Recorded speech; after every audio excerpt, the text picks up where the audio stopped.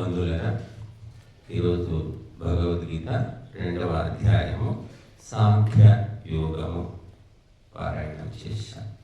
ఇందులో 72 శ్లోకాలు ఉన్నాయి. ఇది పెద్ద అధ్యాయమే. ఈ 72 శ్లోకాల గురించి చెప్పుకోవడానికి మనకు 10 రోజులు కాదు, 15 రోజులైనా తక్కువే. అన్ని విషయాలు ఉన్నాయి ఇందులో, గొప్ప విషయాలు. కాల క్రీడతి గచ్చతి ఆయువు తదపి ముంచతి ఆశావాడి. ఈ కాలం అనేది గడిచిపోతూనే ఉంటుంది. సమయం చిక్కడమే కష్టం. మరి విన్నది గుర్తుండడం మరీ కష్టం. గుర్తున్నది సమయానికి గుర్తుకు రావడం ఇంకా కష్టం. కాబట్టి ఈ బుద్ధి వల్లనే మనిషి సుఖ దుఃఖాలన్నీ పొందుతున్నారు. సమయానికి బుద్ధి పనిచేస్తే ఈ తిప్పలు ఎందుకు వస్తాయి, ఈ సంసారం ఎందుకు, ఇవన్నీ ఏమిటి? బుద్ధి పనిచేయక, బుద్ధి ఎందుకు పనిచేయదంటే అనేక జన్మల యొక్క వాసన, ఒక జన్మ కాదు, అనేక జన్మల వాసనల వల్ల తోసుకొని బుద్ధి అలా తీసుకుపోతుంది అన్నమాట. కాబట్టి ఈ వాసనలు తొలగించుకోవడానికే ఇవన్నీ కర్మలు చేస్తూ ఉన్నాం మనం. కనుక ఇక్కడ శ్రీకృష్ణ అర్జున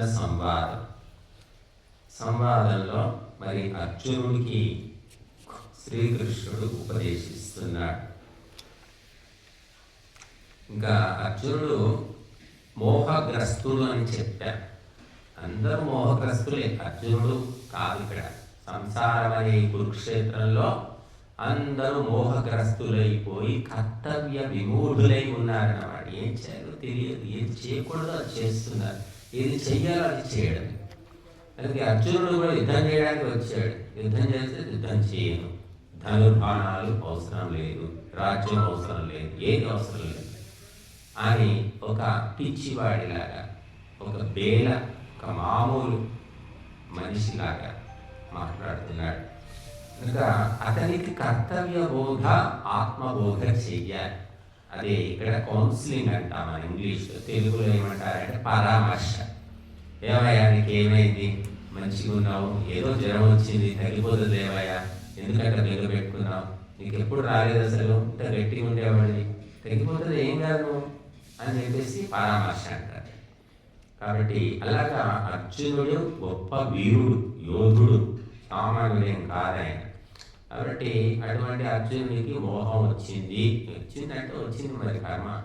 అలాగా గురువులు, బంధువులు, మిత్రులు, బావమరుదులు, తాతలు, తండ్రులు, ఇలా మొత్తము బంధువులే, వీళ్ళని చంపడం ఏంటి అసలు, ఘోరం అని ఆయన అలాంటి ఒక మోహానికి లోనయ్యాడు. తప్ప వీళ్ళంతా అధార్మికులు, దుష్టులు, దుర్మార్గులు అనే సంగతి తెలుసుకోవట్లేదు. చాలా మందికి ఇదే రోగం ఉందన్నమాట. అది ఇక్కడ భగవద్గీత చెప్పుకోవడం కాదు, మన గీతనే ఇది చెప్పుకోవడం. ఇక్కడ చాలా మందికి కొడుకు ఎన్ని పాపాలు చేసినా వాడే ఇంటి దీపము, రక్త సంబంధము, వాడు నా ఏదో ఉంటాయి అన్ని మనకి రకరకాల రిలేషన్. వాడు ఎన్ని చేసినా కూడా మళ్ళీ వాడికి ఏమవుతుంటుంది మనసు. ధృతరాష్ట్రుడు కూడా అంతే. గుడ్డివాడు అంటే కేవలం బయటి గుడ్డివాడు కాదు, లోపల కూడా గుడ్డివాడే. మోహం అనే అంధకారంతో గుడ్డివాడైపోయాడు లోపల. బయటేమో ఆ కళ్ళు దేవుడు తీసేసాడు చిన్నప్పుడే. పుట్టు అంధుడు అంటారు, జన్మాంధుడు, పుట్టుకతోటే అవి ఎట్లాగూ లేవు. ఆ లోపల మోహం అనే చీకటి వల్ల ఉన్న కళ్ళు జ్ఞాన చక్షు కూడా పోయిందనమాట.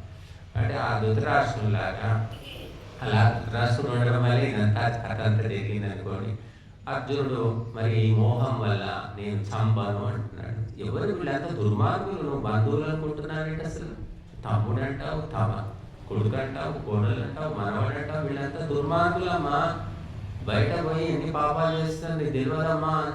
లేదండి మీరు ఎలా చెప్తున్నా, మా అబ్బాయి నేనంటే చాలా ప్రేమ అండి, పొద్దున్న వేసిన కాలు మొక్కిపోతాడండి. అవునమ్మా, నీ కాలు మొక్కిన చేతులతోటే వేరే చోట పోయి హత్యలు చేస్తున్నాడమ్మా, అదే చేతులతో రక్తం రుద్దుకుంటున్నాడమ్మా అని చెప్పామనుకో. లేదు నాయన అలా కాదు, మా వాడు చాలా బుద్ధిమంతుడు. అంటే ఎవరైనా సరే అలాగే చెప్తారు తల్లులు, ఎందుకంటే బయట పోయి వాడు చేసిన నాటకాలు వాడికి తెలియదు కాబట్టి. అంత సాక్ష్యం కావాలి, బలమైన సాక్ష్యం ఉన్నప్పుడే అప్పుడు బుద్ధి మారచ్చు. అప్పుడు కూడా ఇది పుట్టించావేమో, ఈ సాక్ష్యం కల్పించావు ఇది లేనిపోయినవన్నీ చేస్తున్నావు, నా మనసు మార్చాలను పని కట్టుకొని చేస్తున్నావు అని కూడా అనొచ్చు కూడా. ఇంకా అలా అన్న వాళ్ళకి మనం ఏం చేయాలి. అలాగా అర్జునుడు కూడా గొప్ప వీరుడైనప్పటికీ కూడా ఆయనకు ఏదో జన్మ కర్మ వల్ల ఆ మోహం అనేది వచ్చి నేను భిక్షమన్నా ఎత్తుకుంటాను కానీ ఈ యుద్ధం చేయను, ఈ రాజ్యాలతో ఈ భోగాలతో ఏమవుతుంది అని అనేస్తున్నాడు. అలాగా అంటే దానికి కౌన్సిలింగ్ చేస్తున్నాడు. ఈ 17 అధ్యాయాల కౌన్సిలింగ్ అనమాట. కాబట్టి అది మనకు కూడా ఉపయోగపడేది కనుక ఆ రకంగా ఈ యుద్ధం జరిగాక ఎవడు బతుకుతాడో ఎవడు బతకడో, ఎవరు గెలుస్తారో ఎవరు గెలవరో ఇది ఎవరికీ తెలియదు. కాబట్టి ఇది చేసి నేను నెత్తుకి కూడు తినలేను బాబో అని అంటున్నాడు.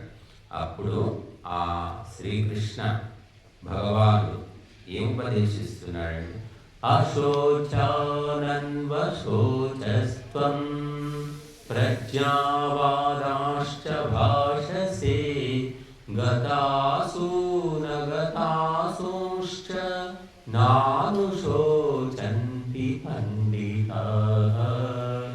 పండితులు అంటే బుద్ధిమంతులు, విద్వాంసులు, ఆత్మవేత్తలు. వీళ్ళు బతికి ఉన్న వాళ్ళ గురించి కానీ చచ్చిన వాళ్ళ గురించి కానీ ఎవ్వరి గురించి కూడా ఏడవరు. ఎందుకంటే ఎవరికైనా బతుకున్నవాడు చావాల్సిందే, చచ్చిపోయేవాడు మళ్ళీ బతకాల్సిందే, మళ్ళీ పుట్టాల్సిందే. ఇది ఒక చక్రం అన్నమాట. ఈ చక్రం అనేది నడుస్తూనే ఉంటుంది. ఇది ఎవరు మనం మొదలుపెట్టింది కాదు, మనం ఆపేది కాదు. అది తెలుసుకున్నవాడు కాబట్టి బుద్ధిమంతులు ఎవరు కూడా బాధపడరు, ఏడవరు. ఇది నిత్యమైన ధర్మం, ఇది ప్రకృతి ధర్మం ఇది.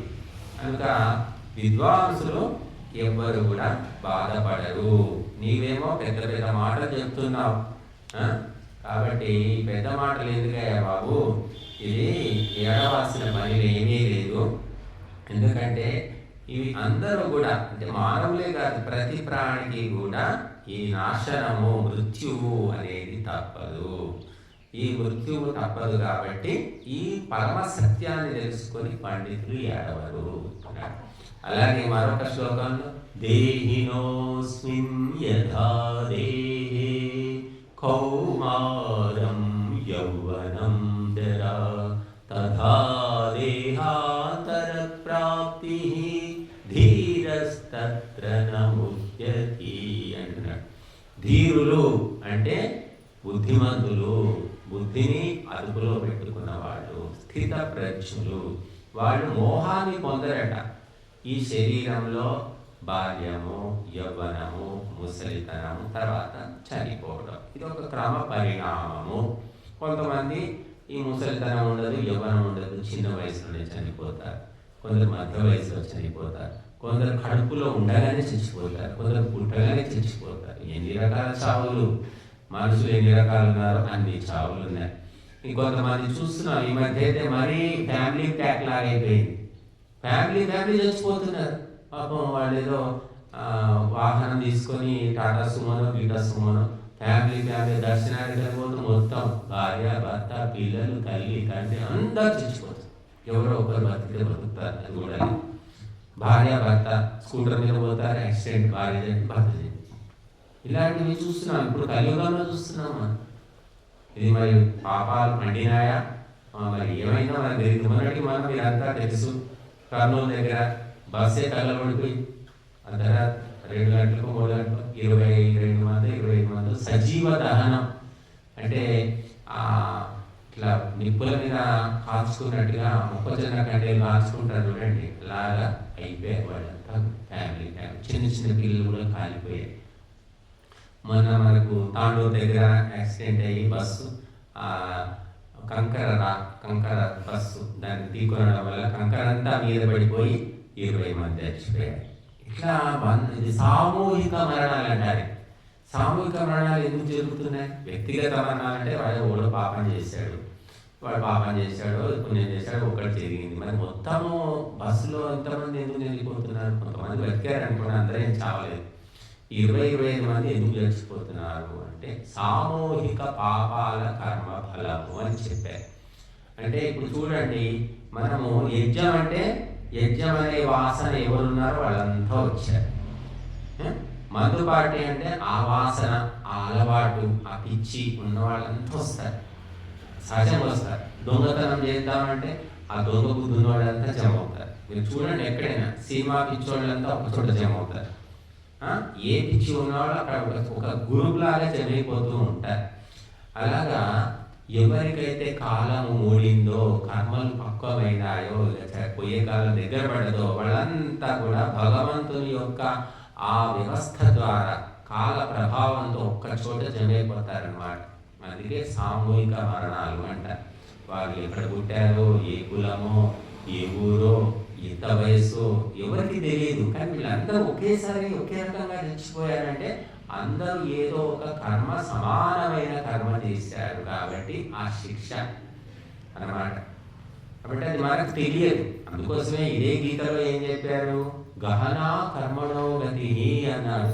ఈ కర్మల యొక్క గతి అనేది గంభీరమైనది, లోతైనటువంటిది. అందరూ యజ్ఞం చేస్తున్నారు.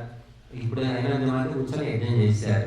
8 మందికి మార్కులు వేస్తే భగవంతుడు సమానంగా వేస్తాడు మార్కులు. అందరూ కూర్చున్నారు, అందరూ ఆవుతేశారు, అందరూ కూడా మరి శ్రద్ధతోటే ఉన్నట్టు అనిపిస్తుంది. అంటే భగవంతుడు సూక్ష్మంగా గమనిస్తాడు కాబట్టి ఆ మార్కులు అందరికీ ఒకే రకంగా పడవు. మనం అనుకుంటా అందరూ ఒకటే పాఠం చెప్తుంటే అందరూ వింటారు, 50 మంది పాఠం వింటారు. పరీక్ష పెడితే మాత్రం ఒకడే ఫస్ట్ క్లాస్ వస్తాడు, 10 మంది ఫెయిల్ అయిపోతారు. ఏమిరా ముందు బెంచ్లో కూర్చున్నావు, నువ్వు పాఠం చెప్తుంటే ఎంత బాగా విన్నావు కదా, కళ్ళలో కళ్ళు పెట్టి చూసుకుంటూ గుడ్లా పరీక్ష వినేవాడి కదా, ఎందుకు ఫెయిల్ అయినావురా నాయన, నా ముందే కూర్చుంటావు, నువ్వు ఫెయిల్ అయిపోయావేంటి నా సబ్జెక్ట్లో అని టీచర్ అడుగుతాడు. మరి ముందే కూర్చున్నాడు, మరి ఎందుకు ఫెయిల్ అయ్యాడంటే కారణం ఉంటుంది, కారణం. అలాగా మనుషులు సామూహిక పాపాలు, సామూహిక పుణ్యాలు. ఇప్పుడు మనం ఏం చేస్తున్నాం, ఇదంతా సామూహిక పుణ్య కార్యక్రమం, వ్యక్తిగతం కాదు. ఒకరం కూర్చొని చేసుకుంటే యోగానో ధ్యానమో వ్యక్తిగతం. సామూహికం ఎవరెవరో ఎక్కడెక్కడి నుంచో వచ్చారు, అందరూ కూడా ఎవరికి ఏం సంబంధం లేదు. ఎందుకు వచ్చారంటే యజ్ఞం కోసం వచ్చారు. ఇప్పుడు ఈ సామూహిక పుణ్య కర్మల ఫలితం సామూహికంగా అనుభవిస్తారు, సామూహిక పాప కర్మల ఫలితం సామూహికంగా అనుభవిస్తారు. చూడండి, కురుక్షేత్ర యుద్ధం జరిగింది, అందరూ చనిపోయారు. గురువులు, మామలు, తండ్రులు, తాతలు, ఎంతమందో చనిపోయారు. ఎవరు వీళ్ళంతా ఎందుకు చనిపోయారంటే ఆ ద్రౌపదికి అన్యాయం జరిగినప్పుడు, ద్రౌపది మీద అత్యాచారం జరిగినప్పుడు, అవమానం జరిగినప్పుడు అందరూ కూడా సినిమా చూసినట్టు చూసుకుంటూ కూర్చున్నారు. నాకు తెలియదు, నాకు తెలియదు, నాకు సంబంధం లేదు, నాకు సంబంధం లేదు.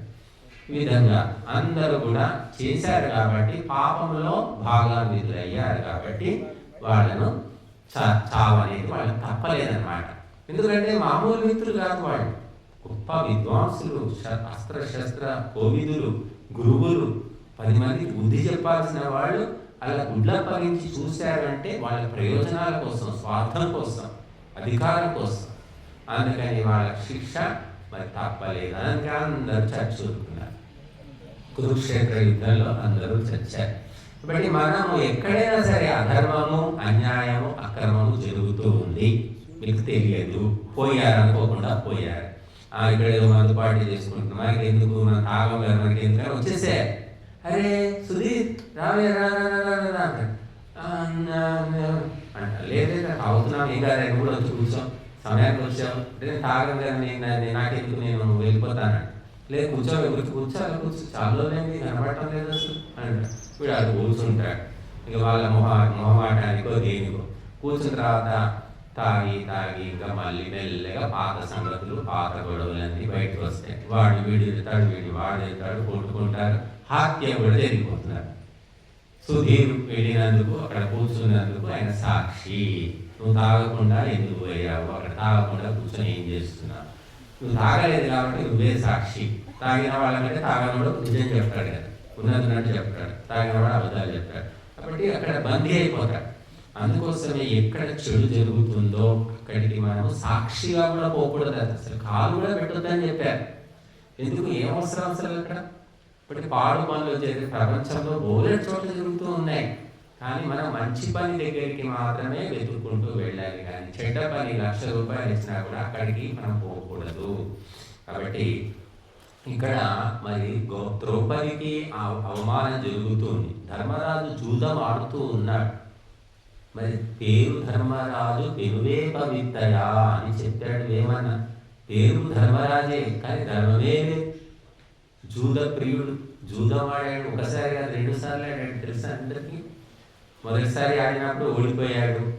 ఓడిపోయి అంతా కోల్పోయాడు. కోల్పోయాక మళ్ళీ దయతలిచి ధృతరాష్ట్రుడు గాంధారి వాళ్ళకు వరాలు అడిగారు. అడిగితే ద్రౌపది 3 వరాలు కోరుకుంది. రాజ్యం వచ్చింది, అన్నీ వచ్చేసాయి. అయిన తర్వాత మళ్ళీ పిలిచాడనమాట దుర్యోధనుడు. వీడు ముందే జూదప్రియుడు కదా. రెండవసారి వచ్చినప్పుడు ఏం చేశారంటే, ఈ రాజ్యము ఇవన్నీ కాకుండా ఎవరు గెలిస్తే ఎవరు ఓడితే వాళ్ళు 12 ఏళ్ళు వనవాసము, 1 ఏడు అజ్ఞాతవాసం అని ఒక నియమం పెట్టాడు. ఇంకా అడవికి పోయినాడంటే రాజ్యం పోయినట్టే కదా, ఇంకా ప్రత్యేకంగా ఏం అవసరం లేదు. కాబట్టి జూద ప్రియులు, మద్య ప్రియులు, మాంస ప్రియులు, వ్యభిచార ప్రియులు, మత్తు పదార్థాల ప్రియులు ఎక్కడ పోయినా వీడే కనబడుతున్నారు. మరి ఇది అభివృద్ధి, ఇది డెవలప్మెంట్ అంటున్నారు ప్రభుత్వం. కాబట్టి అలాంటి చోటికి మనం వెళ్ళకూడదు, అవసరం లేదు. వాడు తమ్ముడే కానీ, బాబాయే కానీ, తండ్రే కానీ. ఒక తండ్రి అయినా సరే తాగుబోతు, ఒక తండ్రి దొంగ దుర్మార్గుడే అయితే కొడుకు మంచివాడు పుట్టకూడదని ఏం లేదు. ఓళ్ళు ఉన్నారు అట్లా. తండ్రి మంచివాడైతే కొడుకు మంచివాడు కాదు, కొడుకు మంచివాడైతే తండ్రి మంచివాడు కాదు. ఇటువంటి చాలా చోట్ల చూస్తాం. ఎందుకు ఇలా జరుగుతుంది? ఈ దుర్మార్గుడికి బుద్ధిమంతుడు ఎట్లా పుట్టాడని ఆశ్చర్యపోతాం మనం. ఇవన్నీ కర్మల యొక్క చక్రం అన్నమాట. అది ఏ జన్మ కర్మ ఫలమో మనకు తెలియట్లా భగవంతుడు లింకు పెడతాడు. కాబట్టి ఆ దుర్మార్గుడు హిరణ్యకశిపుడికి ఏమో ప్రహ్లాదుడు పుట్టాడు. దశరథుడు 3 భార్యలు చేసుకుని ఆయనకేమో ఒక రాముడు పుట్టి 1 భార్యను చేసుకున్నాడు. ఇక పతివ్రతం అని ఆయన చెప్పాడు. లోకానికంతా చెప్పాడు, నన్ను చెప్పాడా? చెప్పండి. కాబట్టి ఇలా ఉంటాయన్నమాట. ఇవన్నీ మనకు అర్థం కాదు. కాకపోయినా సరే ఈ కర్మల చక్రాన్ని మనం తెలుసుకొని మౌనంగా ధర్మాన్ని మాత్రమే మనము ఆచరించాలి. ధార్మికమైన స్థలాలకు మాత్రమే పోవాలి. ఒకసారి కానీ 10 సార్లు రండి, నష్టమేమీ లేదు. కానీ చెడు ప్రదేశంలోకి ఒక్కసారి కూడా మనం పోకూడదు. కనుక మరి ఈ చెడు సామూహికంగా చేసినందుకు కురు వంశంలో అనేక మంది చనిపోయారు, దుర్మరణం పాలైపోయారు. కాబట్టి ఎప్పుడు అందుకోసమే ఇక్కడ మనకు వస్తుంది హత్వైతానాథతాయిన. నిన్న చెప్పుకున్నాం, అందులో గోళ్ళునే చెప్పాల్సినవి, సమయం లేక ఏం చెప్పుకుంటాం, చెప్పా. సత్వైతానాథనే ఆతతాయిన అంటాడు అర్జునుడు. ఈ ఆతతాయులను చంపితే నాకు ఇలాగ శాంతి సుఖము లభిస్తాయి అంటాడు. చూడండి, ఈ శబ్దం బాగా గుర్తుపెట్టుకోండి. ఆతతాయులు, తెలుగులో కూడా ఆకతాయి పిల్లడు, ఆకతాయికి చేస్తులు అంటారు.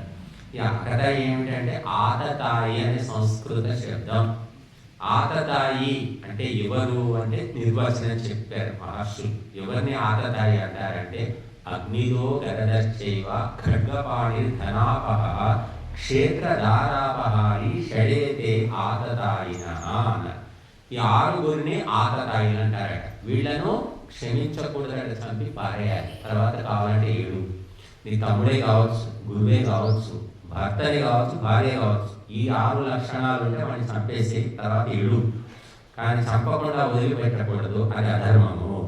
అందుకే ఈ 6 లక్షణాలు ఏమిటంటే అగ్నిలో నిప్పు పెట్టేవాళ్ళంట. ఇళ్లకు నిప్పు పెట్టేవాళ్ళు, పంటలకు నిప్పు పెట్టేవాళ్ళు, మనిషి మీద కూడా ఇప్పుడు కిరోసిన్ పోసి పట్ట పగలు నిప్పు పెట్టేస్తున్నారు, సజీవ దహనం చేసేస్తున్నారు. కొంతమంది బస్సును తగలబెట్టేస్తారు. ఒకప్పుడు మీకు గుర్తుందో లేదు, చిలకలూరిపేట బస్సు దహనం, కిరోసిన్ పోసి పెట్రోల్ పోసి దహనం చేస్తే 30-40 మంది అంతా కాలిపోయారు పాపం. ఇది అర్ధరాత్రి కొంతమంది దుర్మార్గులు బస్సులో ప్రవేశించి తగలబెట్టారు. వాళ్లకు కోర్టుకు పోయారు, సుప్రీంకోర్టు ఉరిశిక్ష వేసింది. తర్వాత వదిలేసిందా, మరి క్షమాభిక్ష ఏదో ఇచ్చినట్టున్నారు. అలాంటి దేశం మనది. అలాగా అగ్నిదహ నిప్పు పెట్టేవాళ్ళు, వాళ్ళ దయతచ్చకూడదట, చంపేసేవారు. వాళ్ళు నిర్దయులు, రాక్షసులు అన్నమాట. నిప్పు పెట్టేవాళ్ళు అంటే ఇప్పుడు మన బాంబులు పెట్టేవాళ్ళు కూడా దాని కిందకే వస్తారు. ఉగ్రవాదులు బాంబులు పెట్టేయడం, చంపేయడం. సామూహిక మరణం 10 మంది, 100 మంది, 50 మంది. ఇక వాళ్ళకి ఏమిటి వచ్చే లాభం ఏముంది? వాళ్ళ చుట్టాలా కాదు, శత్రువులా కాదు, సంబంధమే లేదు. చావాలి, చచ్చిపోవడం ద్వారా, వీళ్ళని చంపడం ద్వారా ప్రజల్లో ఒక భయాందోళన రేకెత్తించాలి అనే భావన. కాబట్టి ఎటువంటి పగా ప్రతీకారం లేకుండా ఎటువంటి పాడు పనులు చేసే వాళ్ళను దయ చూడకూడదు అని చెప్తున్నాయి ధర్మ గ్రంథాలు. కానీ మన దేశంలో సుప్రీంకోర్టు, హైకోర్టు, జిల్లా కోర్టు ఎవరు వాడికి ధర్మము తెలియదు, ధర్మ సూక్ష్మము తెలియదు. అంత తాగుబోతు జడ్జీలు, తాగుబోతు లాయర్లు, వీళ్ళేం చెప్తారు? అందుకే ఈ దేశంలో విచ్చలవిడిగా తిరుగుతున్నారు దొంగలు, హంతకులు, వ్యభిచారులు, స్మగ్లర్లు అందరూ. ఎవరికి శిక్ష లేదమ్మా. శిక్ష పడ్డట్టు నాకు చూపించండి. 75-80 ఏళ్ళు అవుతుంది స్వాతంత్ర్యం వచ్చి, ఎంతమందికి ఊరి శిక్ష పడింది అంటే చాలా వేళ్ళ మీద లెక్క పెట్టచ్చు. వేళ్ళ మీద. అది కూడా పేదవాళ్ళే, ఎక్కడ గతి లేని వాళ్ళకే ఊరి శిక్ష. అదే లక్షల కోట్లు ఉన్న వాళ్ళకు ఊరి శిక్ష పడ్డట్టు చూపించండి. వాళ్ళకే డబ్బు ఉన్న వాళ్ళకి ఏ శిక్ష ఉండదమ్మా. వాళ్ళకి జైలు అంటారు. జైల్లో కూడా అన్ని రాజభోగాలే, పేరుకే జైలు. జైలు పోయాడు, ఇద్దరమ్మ జైలు పోయింది, ఇంకెవరో మన మధ్య జైలు పోయారు, ఓ అక్కగారు. అయితే ఎందుకు అంటే ఏం చేస్తారు జైల్లో? ఏముండదు, టీవీ ఉంటుంది, భోజనము, వేడి నీళ్ళు, ఫోన్ అన్నీ ఉంటాయి. కాకపోతే బయట తిరగరు అంతే, విశ్రాంతి అన్నమాట. దాన్ని జైలు అంటున్నాం. కనుక మరి ఆ ఆతతాయి యొక్క లక్షణము ఇలాగా బాంబులు పెట్టడము, నిప్పు పెట్టడము, తగలు పెట్టడము. ఈ పని గరదహ. గరద అంటే విషం పెట్టడం అన్నమాట. అందరూ తాగే వాటర్ ట్యాంక్లో విషం కలపడం, చెరువులో విషం కలపడం. అప్పుడప్పుడు మనం వింటున్నాం పగలు ప్రతీకారంతో చేపల చెరువులో విషం కలపడం వల్ల చేపలన్నీ చచ్చిపోయాయి. బాగా ఆ చేపలన్నీ చచ్చిపోతే వాడు నష్టపోతే వ్యాపారంలో వీడికి సంతోషం అన్నమాట. ఎవడో తెలియదు, మరి ఎవడో రాత్రి వచ్చి విషం వేసిపోతే ఎవరికి తెలుస్తుంది? ఆ విధంగా విషం పెట్టేవాడు. ఖడ్గపాణి, కత్తులు, కటార్లు, పిస్తోళ్ళు ఇవి దాచిపెట్టుకొని మారణాయుధాలతో తిరిగేవాళ్ళు అన్నమాట. కొంతమంది పట్టుబడుతూ ఉంటారు, మారణాయుధాలు లభించాయి ఫలానా రాత్రిపూట. రాత్రిపూట పోలీసులు చెకప్ ఎందుకు చేస్తారంటే ఈ లక్షణాల వాళ్ళంతా ఎక్కువ రాత్రిపూట తిరుగుతుంటారు, అసూరి శక్తులు అన్నమాట. వాళ్ళని చెకప్ చేస్తే దొరుకుతాయి. పిస్తోల్ దొరికింది, బాంబు దొరికింది, కత్తులు దొరికాయి. ఇలాగ మనం చదువుతూ ఉంటాం. ఎందుకంటే ఎవరినో చంపాలి, ఏదో ఒకటి చేయాలి అన్నమాట. లోపల ఉన్నటువంటి ఆ తామసిక గుణం అనేది ఊరుకోదు, ఏదో ఒకటి చేయాలి. వేరు పురుగు చేరి వృక్షంబు చెరచును, చీడ పురుగు చేరి చెట్టు చెరచు, కుత్సితుండు చేరి గుణవంతు చెరచురా, విశ్వదాభిరామ వినురవేమాన. కాబట్టి ఈ విధంగా ఊరికే ఊరుకోరన్నమాట. ఈ చీడ పురుగులు ఏదో ఒకటి చెడగొడుతూ ఉంటాయి. కాబట్టి అలాంటి వాడు విషం పెట్టేవాడు. ఖడ్గపాణి, కత్తులు కటాలతో తిరిగేవాడు. ధనాపహ, నాలుగో వాడంటే డబ్బులు దొంగతనం చేసేవాడు. గజ దొంగలు, చిల్లర దొంగలు, జేబు దొంగలు, రకరకాల దొంగలు ఉన్నారు. వీళ్ళు ధనాన్ని అపహరించారు. ఎందుకు ధనం అంటే కష్టపడి పనిచేయదు, ఫ్రీగా దొరకాలి, హాయిగా తినాలి, పొడి పూటలు తినాలి. మీరు పేపర్ తిరిగేయండి, దొంగతనాలు చేసిన వాళ్ళ గురించి అప్పుడప్పుడు పేపర్లో రాస్తుంటారు, పలానా దొంగతనం చేసిన వాళ్ళు. ఎవ్వరు కూడా తిండికి గతి లేక దొంగతనాలు చేయట్లేదండి. వాళ్ళు ఏం చేస్తారంటే దొంగతనం ద్వారా పెద్ద మొత్తంలో డబ్బులు వస్తే విమానాల్లో తిరగడము, ఊటీకి పోవడం, కాశ్మీర్ పోవడం, విదేశాల్లో తిరగడము, ఇష్టం వచ్చినట్టు మందుబాటులు చేసుకోవడం. అంటే విచ్చలవిడిగా భోగాలు అనుభవించడానికి డబ్బు కావాలి. కష్టపడితే ఎంత వస్తుందమ్మా? ఒకరోజు కష్టపడితే 200, 500, 1000 రూపాయలు కూలీ చేసుకుంటే 1000 కంటే ఎక్కువ ఏం రావు. ఇక అలాగా గురువులు ప్రవచనాలు ఎంత చెప్పినా కూడా అది ఎంత బాగా అంతే వస్తుంది. ఇదేమి జీతం కాదు, భర్తం కాదు, దక్షిణ ఎవరిష్టం వాళ్ళది. కానీ దొంగతనం ప్లానింగ్ వేసి ఒక బ్యాంకును దోచుకుంటే, లేకపోతే అంకాపూర్ వచ్చేసి ఇక పెద్ద పెద్ద ఇళ్ళు ఉన్నాయి, వీళ్ళ దగ్గర బోలే డబ్బు ఉందని వాడు ఎవడైనా ప్లాన్ వేసి వస్తే బోలెడు వస్తాయి డబ్బులు, కోట్లు వస్తాయి. బ్యాంక్ అయితే కోట్లు వస్తాయి. ఇక వ్యక్తిగతంగా ఏం లేవా? ఇళ్ళలో పెట్టుకోవట్లేదు, తెలుసు వీళ్ళని, తెలుగు ఉంది కాబట్టి ఇంట్లో పెట్టుకోకుండా ఇల్లు మాత్రం పెద్దగా కట్టుకున్నారు. ఎందుకంటే ఇల్లు ఎత్తుకోపోలేదు కాబట్టి, గోడలు కుల్లగొట్టలేదు కాబట్టి అదొకటి పెద్దగా కట్టుకున్నారు. ఆ విధంగా మరి ఈ దొంగలు డబ్బును కష్టపడకుండా, చెమటొచ్చకుండా సంపాదించాలని బుద్ధి అన్నమాట. ఆకలితో దొంగతనం చేస్తే అది పాపమని ఏ శాస్త్రం చెప్పట్లేదండి. ఆకలి అయింది, ఆకలి వచ్చేసి అడగకుండానే తీసేసుకొని తిన్నాడు అనుకున్నాను. ఎవరు ఆకలి చెప్పట్లేదు.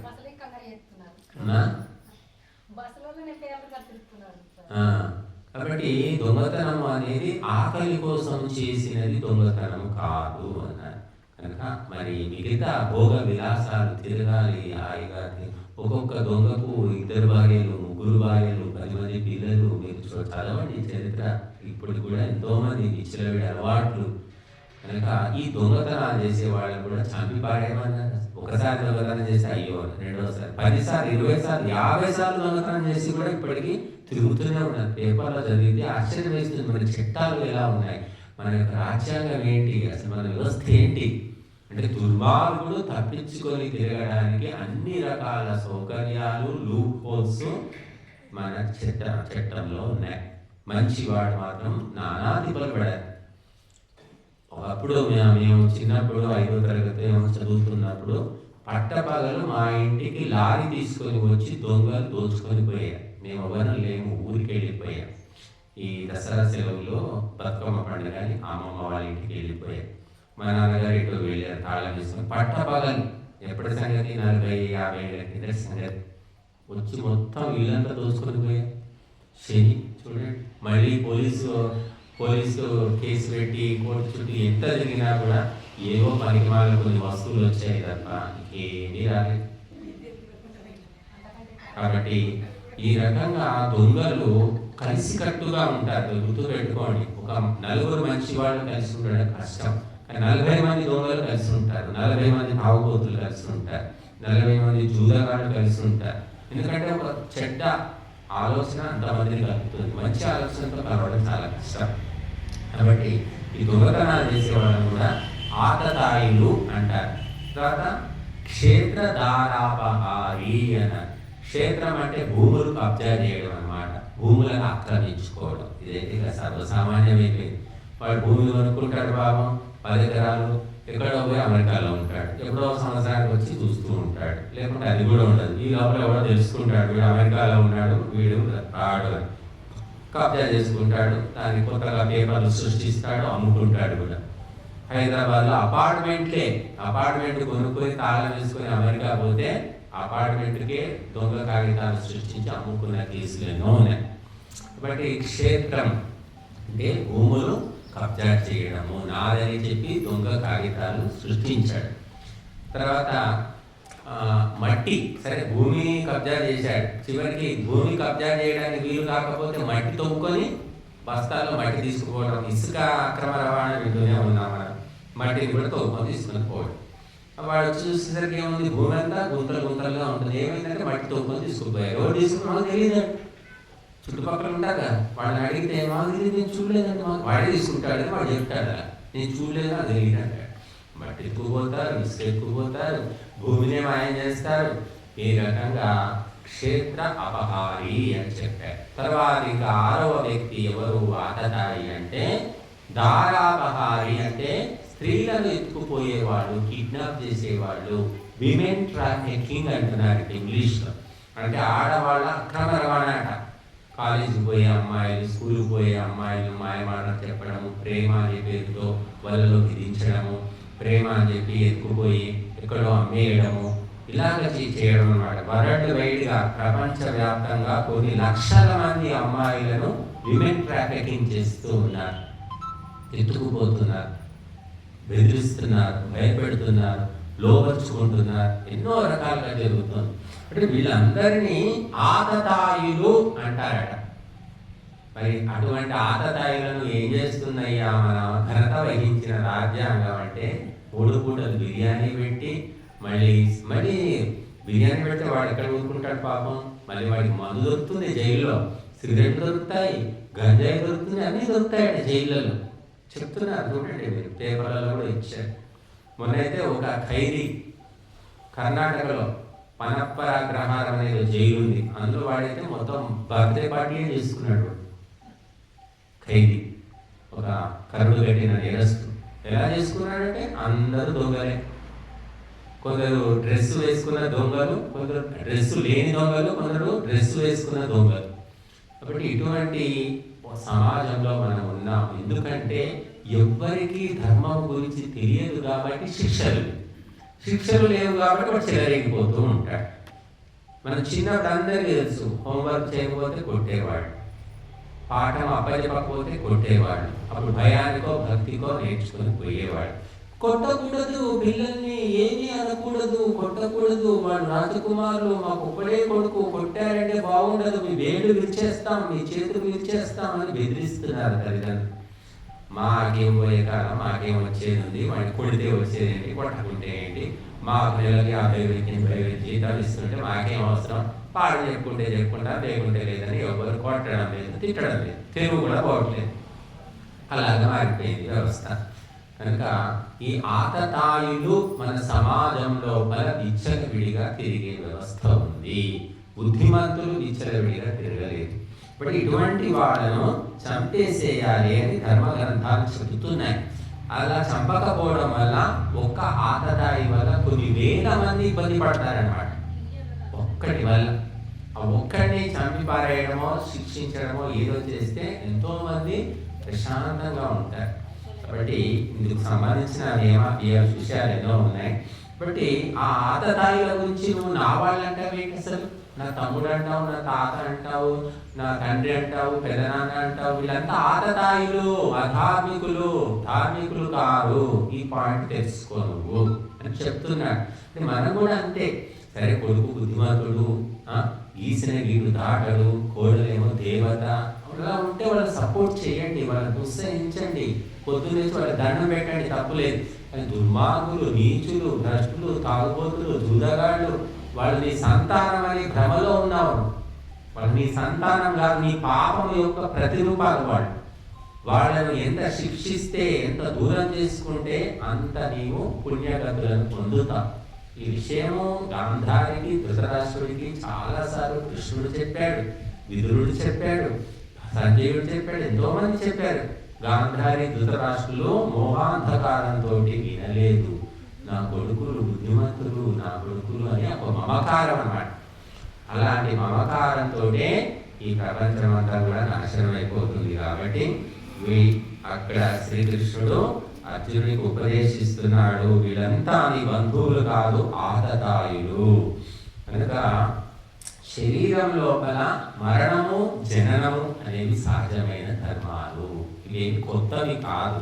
నీకంటే ముందు ఎంతో కోట్ల మంది చచ్చిపోయారు, ఎంతో మంది పుడతారు. కాబట్టి ఇది వ్యవస్థ ఏ పార్టీ ఏర్పాటు చేసింది కాదు, ఏ ప్రభుత్వం ఏర్పాటు చేసింది కాదు, భగవంతుడు ఏర్పాటు చేసిన వ్యవస్థ. కాబట్టి నోరు మూసుకొని ఆ వ్యవస్థను మనం అంగీకరించవలసిందే. కనుక మళ్ళీ ఇంకా ఏం చెప్తున్నాడంటే, నాసతో విద్యతే భావో నా భావో విద్యతే సతః ఉభయోరపి దృష్టోంతః త్వరయోః తత్వదర్శిభిః. తత్వదర్శులు అంటారు. తత్వదర్శి అంటే తాత్వికులు, తత్వజ్ఞానం కలిగిన వాడు.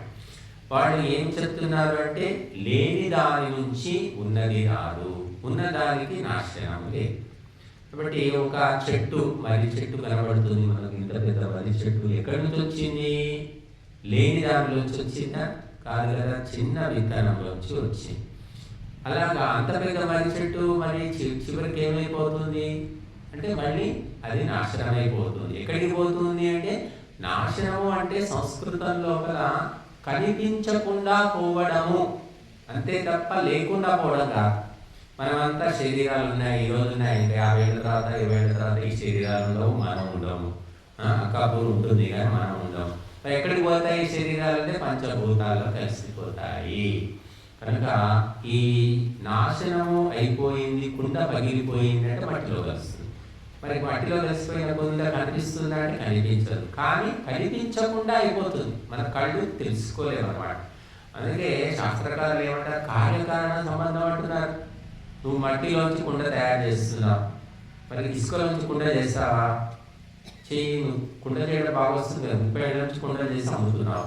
మరి ఇసుకలోంచి కుండ చేయి.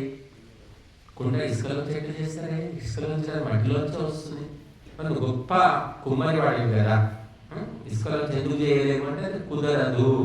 అంటే ఏది కుదురుతుందో అదే నువ్వు చేయగలుగుతావు, ఏది కుదరదో అది నువ్వు చేయలేవు. ఎంత చెయ్యి తిరిగిన వాడివైనా చేయలేవు. అంటే భగవంతుడు ఆ వ్యవస్థ పెట్టాడు. కుండ చేయాలంటే మట్టితోటే చెయ్యి, ఇసుకతో కుదరదు అనే వ్యవస్థ భగవంతుడు పెట్టింది, నువ్వు పెట్టింది కాదు. అందుకే వీడు ఏమనుకుంటాడు, నేను కుండ తయారు చేశానంటే ఎంత బాగా మెరిసిపోతుంది, అంత దృఢంగా బలంగా ఉంటుందో, నేను చేసినట్టు కుండ ఎవరూ చేయలేరని విరవీగుతున్నాం. కానీ ఆ కుండ చేయడానికి మట్టి ఎవరిస్తున్నారు? భగవంతుడు ఆ మట్టిని ఇవ్వకుంటే ఇసుకతో చేయగలుగుతావా? చేయలేవు కదా. కానీ నువ్వేమనుకుంటున్నావు అంటే నా తెలివితో చేస్తున్నా అనుకుంటున్నావు. నీ తెలివి కాదు, అక్కడ భగవంతుడు పెట్టినటువంటి వ్యవస్థ. చాలా మంది అలాగే అనుకుంటారు, నేను కన్నానురా, 9 నెలలు మోసి కన్నాను, నువ్వు పుట్టక ముందు 10 ఏళ్ళు గుళ్ళ చుట్టూ తిరిగాం, ఎంతోమంది మఠాలు పీఠాలకు వెళ్ళాం, ఎన్నో పూజలు చేస్తే నువ్వు పుట్టావు, ఇప్పుడు నేను చెప్పినట్టు వినడం లేదు, నాకే ఎందుకు తిరుగుతున్నావురా అని తల్లిదండ్రులకు కోపం వచ్చినప్పుడు ఆ కొడుకునో కూతురునో బెదిరిస్తారు. అంటే వాళ్ళు ఏమనుకుంటారంటే మేము కన్నాము, మరి మాదే పేటెంట్, నేను చెప్పినట్టు వినాలి, కూర్చోమంటే కూర్చోవాలి, లేమంటే లేవాలి. ఇలాంటి భావన చాలా మందికి ఉంటుంది. నువ్వు కన్నావు కానీ నీవు నిమిత్త మాత్రమే, నువ్వు మూలము కాదు. భగవంతుని వ్యవస్థ ద్వారా నీవు ఒక మధ్యలో మీడియేటర్ అన్నమాట, మాధ్యమం అంతే మాత్రమే. మేము చెప్తున్నాను, ఇక్కడ చెప్తున్నాం అంటే ఈ చెప్పినంత ఎవరిచ్చారు, ఎక్కడి నుంచి వచ్చింది, ఎవరు చెప్తున్నారు? మరి పుట్టగానే చెప్పాలి కదా, మరి చెప్పలేదు కదా. ఇంకో 10 ఏళ్ళ తర్వాత చెప్పమంటే చెప్తానా? నిన్న చెప్పిన ఉపన్యాసం బాగుందండి, నిన్న చెప్పింది మళ్ళీ చెప్పండి అంటే చెప్తానా? మరి నిన్న చెప్పింది ఎవరు, ఈరోజు చెప్పింది ఎవరు? ఒక్కరేనా? వేరేనా? ఒక్కరే అయితే ఎందుకు గుర్తులేదు, ఆ రకంగా ఎందుకు చెప్పలేకపోతున్నాం? బట్టి ఇదంతా ఏమిటంటే నాది, నేను చేస్తున్నాను, నాకే తెలుసు అనుకోవడమే అహంకారము. ఏదో సమయం వచ్చింది, సందర్భం వచ్చింది కాబట్టి నీవు పలుకుతున్నావని, నువ్వు మధ్యలో ఈ మైకులాగా మనల్ని భగవంతుడు వాడుకుంటున్నాడు అంతే తప్ప నీ తెలివి ఏమీ లేదు అని తెలుసుకో. ఆ తెలుసుకోవడాన్ని ఆత్మజ్ఞానము అంటారు. అందుకే కొంతమంది ఉంటారు బుద్ధిమంతులు, సంస్థ తీరు పెట్టారండి చాలా బాగా, నేను ఇక్కడ కట్టానయ్యా, ఏదో దేవుడి దయ వల్ల కట్టుకున్నాను, నా దగ్గర ఎక్కడికి, నాకంత తెలివి ఎక్కడికి, అంతా భగవంతుడు. లేదు మీరు కట్టుకుంటే ఎట్లయితే లేదండి, ఏమీ లేదు అసలు, నేను ఎందుకు ఒక పైసా కూడా పలికిరానండి, ఆ దేవుడి దయ ఎట్లా వచ్చిందో కానీ పెద్ద ఇల్లు కట్టాను, నా చేతిలో ఏమీ లేదంటాడు. అలాంటి వాళ్ళు ఉంటారు అక్కడక్కడ. కొంతమంది మాత్రం మేము చూడండి మొత్తం మోడల్ అంతా మేమే, 3 రోజులు చాలా అన్నీ తిరిగేసి 10 మంది ఇంజనీర్లను చూసుకొని ఒక్క ఆయన సెలెక్ట్ చేసుకున్నాం. ఈ మోడల్ ఈ రకంగా చేయడానికి 2 ఏళ్ళు పట్టింది, తినలేదు, తిండి తిప్పాలు ఏమీ లేవు, ఇల్లు దగ్గరుండి మేమే కట్టించుకున్నాం, ఇంకా మేమే చేసాం అని చెప్పుకుంటారు కొంతమంది. చూడండి, ఆ చెప్పుకోవడంలో తెలిసిపోతుంది ఎంత తెలివి ఉందని.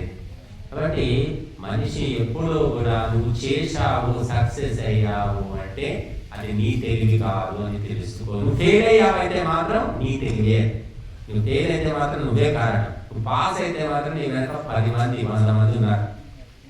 నీ తల్లి ఉంది, తండ్రి ఉన్నాడు, గురువు ఉన్నాడు, మిత్రులు ఉన్నారు, బంధువులు ఉన్నారు, ఎంతో మంది సహకరిస్తేనే మనిషి ముందుకు వెళ్తాడు. కనుక ఇక్కడ మనం చెప్తున్నాం, ఈరోజు కూర్చొని హాయిగా అవన్నీ ఉన్నాయంటే ఎవరెవరో ఎంతోమంది సహాయం చేశారు, వాళ్ళ పేర్లు కొన్ని రాశాం అక్కడ.